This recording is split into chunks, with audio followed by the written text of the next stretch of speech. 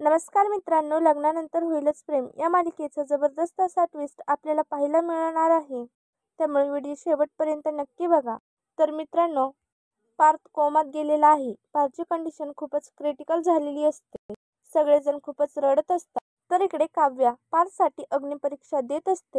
ती देवीसमोर 100 दिवे लावत असते. काव्या पार्थसाठी देवीसमोर प्रार्थना करत असते. काव्या म्हणत असते की देवी आई, माझ्या पार्थना तू बरं कर.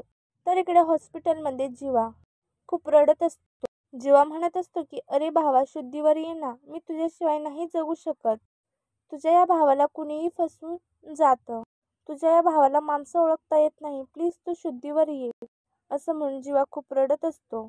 तेवढ्यात त्याच्या लक्षात येतं की ते हॉस्पिटलमध्ये सगळेजण आहेत आणि नेमकी काव्यच नाही.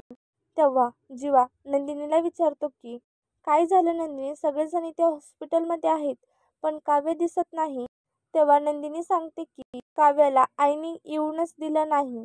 बिचारी एकटी घरी काय करत असेल, तिच्या मनाला किती दुःख होत असेल, तिला किती वाईट वाटत असेल, आता ती काय करत असेल कोणाला माहिती. तेव्हा जीवाला आठवतं की लग्नाच्या आधी जेव्हा काव्याला काहीतरी इच्छा मागायची असेल तर ती म्हणायची की देवळात 100 दिवे लावायचे आणि आपली इच्छा पूर्ण होते. आता नक्कीच काव्या पारदादासाठी मंदिरात दिवे लावत असणार. हा विचार करून तो नंदिनीला म्हणतो, नंदिनी तू इथेच थांब, मी आत्ता आलो, असं म्हणून तो तिथून निघतो आणि मंदिरात येतो. मंदिरात येताच त्याला दिसतं की मंदिराच्या अवतीभोवती सगळे दिवे लावलेले असतात.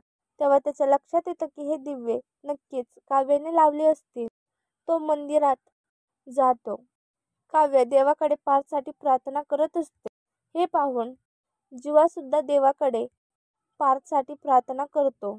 काव्य म्हणत असते की देवी आई, मी तुला माझ्या जीवाला मागितलं होतं पण तू ते दिलं नाहीस. पण मी आज तुझ्याकडे माझा नवरा पार्थचा जीव मागतीये, प्लीज तो दे, असं म्हणून ती आराधना करत असते.